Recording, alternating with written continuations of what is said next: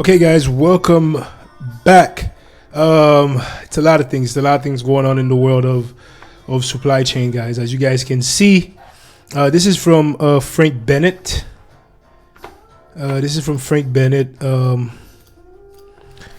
CSPO, the supply chain product security at Nike. Yeah, what a title. The drone fleet operated directly by Mana. I don't know if you say Mana or Mania. Drone delivery is accessible via hashtag API to food tech providers and online food platform. So this is what Mana is doing, guys. I think this is a great article. You guys know in this channel we talk about all things supply chain. You guys know I love supply chain. I live and breathe supply chain. I live and breathe supply chain. Currently, right now, I'm in the last mile delivery, service. I work for one of the biggest.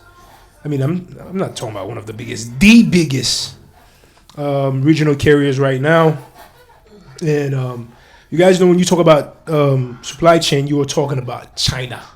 I mean, China has so much to do with our supply chain. It's crazy. China has so much to do with what we do here. It is unbelievable. So when we talk about supply chain, we're talking about a lot about China. We're talking about a lot about policy. We're talking a lot about agreements between, multiple countries. And we were talking about things at the local level as well as the national level. So it's a lot. It's a lot going on. So even with this, this is a great article for hope, for vision. I mean, it's a lot, because I believe in the next, let's click on it, let's see what's going on. I believe in the next 10 to 20 years, I think drones is going to be a big part of what we do in supply chain. I think batteries, like places where you can charge those drones, and drone technicians, drone pilots, where you can literally sit behind a computer and you are operating dozens of drones. You see what I'm saying? And watching them in real flight, watching them making those deliveries. Because even right now, when we make a delivery, we do something that's called a VPOD, which is basically a virtual proof of delivery. Think about it. Even Amazon does that. Amazon, when they drop a package in front of your door, they take a picture. There is a reason they take that picture. It's because they want that virtual proof of delivery, right? Because think about it. They can identify maybe your doorbell, maybe your house number is in there. Maybe you have a plant by your door. Maybe you have a certain doormat. You know what I mean? You guys, I mean, it's a lot that goes into this, guys. It is so much. So, you have those drone delivery technicians, or those people that fly the drones, the pilots. These are all jobs for all types of people. I mean, tech and, the technology that we have coming in the next 10 to 20 years is going to change the entire game when it comes to supply chain. I believe in building at home. You know what I mean? I think we should build things here, but you know what? We know the reason why a lot of that is not currently taking place is because at the end of the day, cost. Cost is a highly important thing, and we're going to do business where we feel the most comfortable. We're going to do business where we can get the best price at the best value. You see what I'm saying? And that's what companies does. But it's slowly moving towards that path, like that high level, high pay path. Because when you start getting drones that can make deliveries, 1,000 deliveries a day, they don't need to eat. They don't need no break. They don't need to, all the energy they need is basically getting them charged up. That's it. When you can get drones to start doing things like that, oh man, you are playing a whole different game. Let's read the article, guys. Let's see what's going on. This is an Ireland-based delivery company. Mana is commencing its first U.S. trial for last mile operation as it looks to expand globally, according to a March 16th release email to Supply Chain Dive. Mana is teaming up with real estate development company Hillwood to offer delivery services to more than 10,000 residents in Dallas-Fort Worth. Their approval is being pending right now with the FAA. And this is basically their press release. The drones can travel roughly 60 kilometers per hour. The drones are equipped to handle deliveries of up to 7 pounds. So they cannot deliver no butcher boxes or no farmer's dog. Like, those boxes are heavy. They cannot deliver. I mean, they're talking about food. They said food, right? Yeah, they said food. I mean, if you are delivering like little bottles of pills, if you are delivering like Sheen packages, little small packages, then I guess. But as far as food, I don't know. 7 pounds, I think, is really small. But like I said, these are the testing developments, right? So they are testing it out.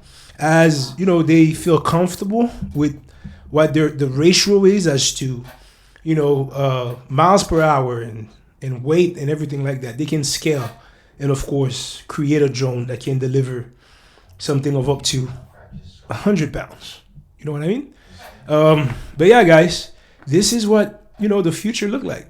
The fleet is operated directly by Meta, and it is accessible via API to food tech providers. We already read that, blah, blah, blah. The date, Meta has raised more than $40 million. So $40 million to get this rolling out. Investors include Coca-Cola, HBC Bank, the bottling partner of Coca-Cola Company, which over time will work to identify opportunities for Meta to scale across Coca-Cola. Well, Coca-Cola is trying to get Meta to help them deliver. Wow, that's amazing. Companies have been implementing ambitious plans for drone delivery network in the U.S. as they work to strengthen last mile capabilities. California-based Zipline, for instance, recently announced plans for a home delivery service that utilizes a drone droid comboing. This is basically a subset of Google's parent company, Alphabet.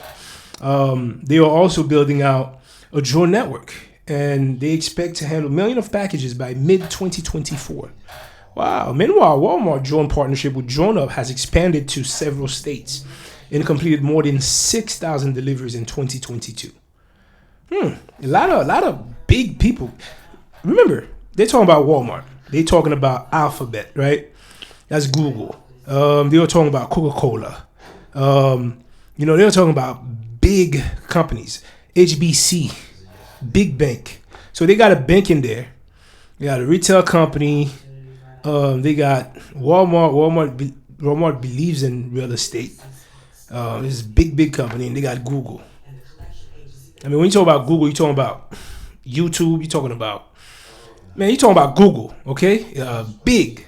So they got all the major companies behind them. And Kelly Stroth is the editor. Who's Kelly Stroth? Kelly Stroth worked for Supply Chain Dive. This is Kelly. And this is the reason, guys, I love LinkedIn. And I think more and more people should use LinkedIn. Because with LinkedIn, you can do so much. You see how I have this lady, Kelly Stroth? I can literally go to LinkedIn and type to see how, to see if Kelly know what Kelly's talking about. You can go to LinkedIn, look for Kelly. Maybe Kelly's not on there. Do I have the right name, yo? STROH. Yeah, I got the right name. Maybe Kelly's not. Is it a CH or OH? OH. Okay, I don't see Kelly. Maybe Kelly's not on there. But anybody else, you guys can see. Let's see what's going on with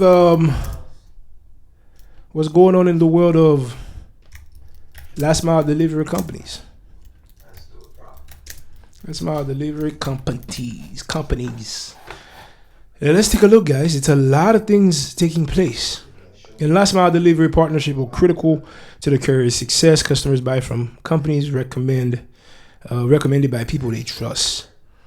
Timur Eligushlavy, e-commerce shipping. I know I just literally just bodied your whole name. I just destroyed your whole name, and I know that's not how you say it, but I did my best. Okay, I'm not gonna try. It's a lot of people on LinkedIn that's in the world of logistics, transportation. A lot of people. Let's see.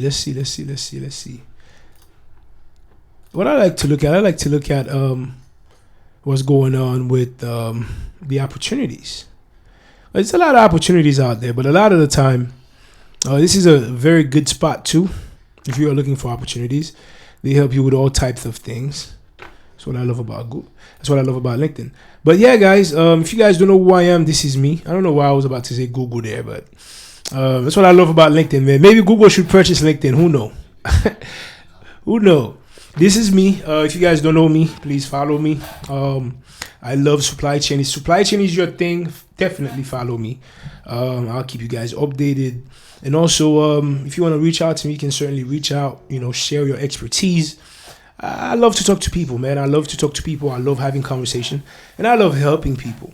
I'm very good at a lot of things. So, if we have a conversation, maybe you can find something I'm really good at. And I can bring value not only to you, but bring value to the world. And I think that's really important.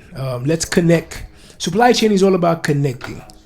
Supply chain is all about, linking things from this place to that place, bringing them together, and get them out there. It's all about different people from different places, different geographical locations, connecting and working and building. You know what I mean? I love supply chain. I love supply chain. I love Walmart's model. I love Toyota's model. I love, what UPS is doing, FedEx is doing. I love, I just love supply chain. Let's see what's going on in the world of China. China is always a good one to keep in mind. China supply chain. A lot of people don't know how China affect. This is Barron's.com. In the world of supply chain right now, the United States worries China will use supply chain as a weapon. Guys, this is what I'm talking about. This is what a lot of people do not understand. The U.S., the greatest country in the face of this planet, worries that China will use their supply chain as a weapon. The United States worries that China will use its power in global supply chain as an additional weapon to advance its political and military might. A report released Wednesday showed. The annual threat assessment issued by the Director of National Intelligence said China is already using its supply chain dominance to force foreign companies and countries to transfer technologies and intellectual property to it. Wow. China hit back against the assessment on Thursday, terming the report slander and saying it confused black with white. You see what they did there? I want you guys to pay attention to this. Look at this. So China is basically, why would they write it like that? It is slander, and they said that it's confusing black with white. Like, are they kind of like hinting the social issues that we have in this country? Like, think about like, what would you? I don't know. The U.S. intelligence community sees Beijing using its economic power in parallel with military strength to secure regional and global influence. The government of China is capable of leveraging its dominant position in key global supply chains in an attempt to accomplish the goals, although probably not without significant cost to itself, the report said. And they blah, blah, blah, blah. China seizing Taiwan probably will have wide range. So here come Taiwan. They're gonna, when you talk about China nowadays, Taiwan is always part. And I want everybody to look at things from a critical standpoint. Look at both sides and really, make a decision. But, this is basically about Taiwan. It's about global policy. It's about chips. It's about a lot of things. So if you guys want to check out this article, go to Barron's and check it out. Isn't that actually Trump's son's name? Barron Trump? I don't know why that come to mind. This is Barron's. Not just China, guys. Supply chain in the U.S. I mean, you gotta look everywhere because supply chain is so big, it's so vast. I promise you guys right now, if you there are issues right now within the supply chain system in Brazil, all over the world. There's always issues, always issues. Who? I want to know this, by the way. Who is in charge? The largest supply chain company in the world. I want to know this. R&D.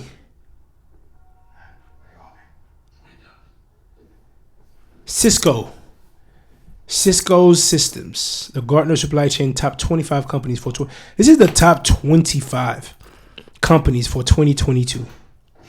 Wow. The Gartner Supply Chain Top 25. This is the top 25 companies. So you have Cisco, Schneider Electric. I don't even know who Schneider Electric is. Colgate, Palmolive, Johnson & Johnson, Pepsi. Let's see where Pfizer. Wow, Pfizer's number 6. Intel, Nestle, L'Oreal. Wow, Coca-Cola's number 12. That's crazy. I thought Coca-Cola would have been number 1 because you can Coca-Cola's everywhere. Nike's 13. Nike's before Walmart. Yeah, a lot of people don't even know these things. This is Cisco's number 1. Right now in supply chain, Cisco is the number 1, is one of the top supply chain companies in the world. Colgate, like the toothpaste people in the world. HP is number 15. Wow. BMW, number 19. Alibaba is number 25. Wow. General Mills, number 23. That's crazy. Like, I love doing wild Google searches like this because sometimes it changes the perspective, right? Because you must know. Now, this is not a peer review article. Google could be lying. Who knows? Like I said, always look at things critically, right? Both sides of the issue at all times. Let's see who run Cisco. Let's go back to our LinkedIn, guys. That's why I love LinkedIn, man. LinkedIn. Who's the CEO of Cisco and their apps manager and all these people? Let me do Cisco Systems. Who run this company? They are the top supply chain company. Top 25. Cisco Systems CEO. Chuck Robbins. Chuck Robbins is the chair and CEO at Cisco. I mean, hey, look at this. Look at this. This is probably a speech that he gave. I mean, you got people everywhere lining up. Chuck Robbins. This guy is the top voice. I don't even know what that means when LinkedIn put a LinkedIn and then top voice. What does that mean? Top voice on LinkedIn, or he talks about culture, security, leadership, networking, and technology. Okay, this is Chuck Robbins.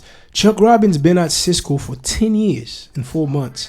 He's the chair and CEO. He started as a SVP worldwide. No, he didn't even start as a SVP. He been there for 10 years. I mean, everything is deep. What more? This guy been there for more than 10 years.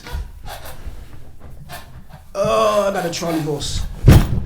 Oh man, it's both legs. Oh, my legs just cramp up on me. Ooh, gotta stand up. Oh, sheesh. Both legs. Both legs just cramp up on me, y'all. Sneak up on me. But we're gonna do this regardless. So Chuck Robbins, number 1 system. Guys, focus on this. Don't worry about my Charlie horse.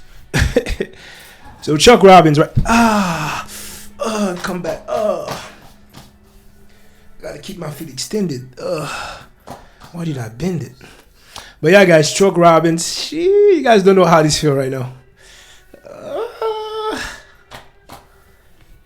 Sheesh.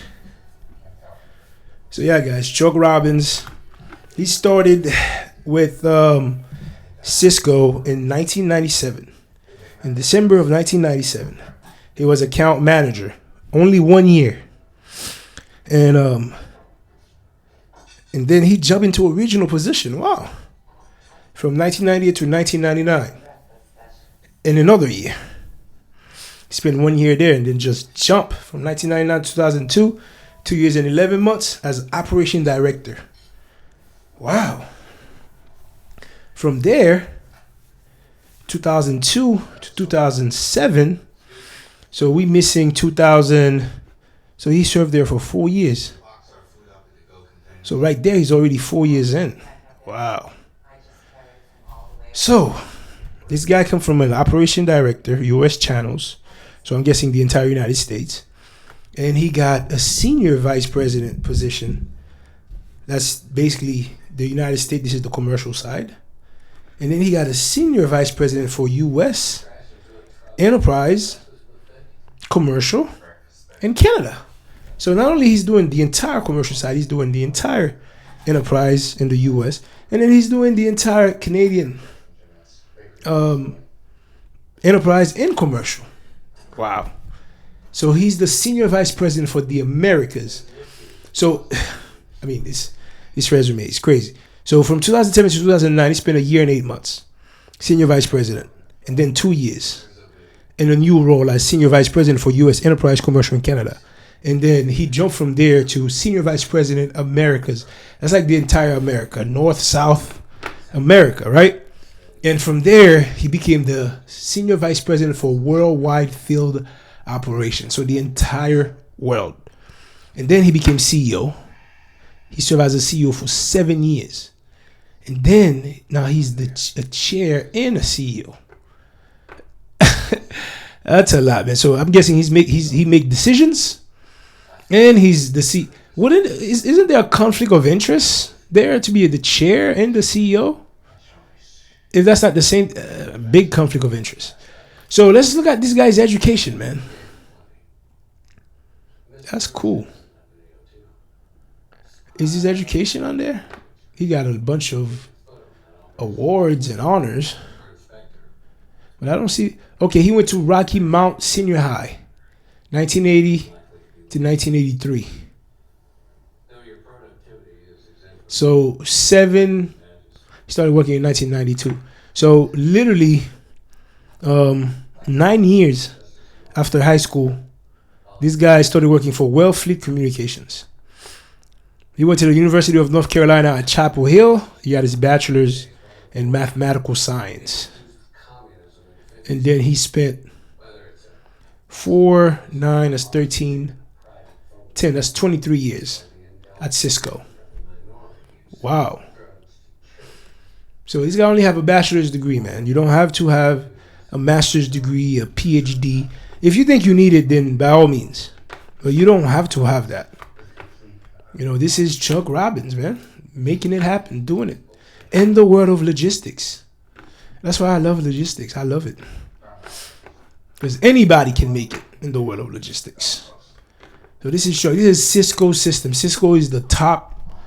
I'm talking about the top 25 companies within the world of supply chain.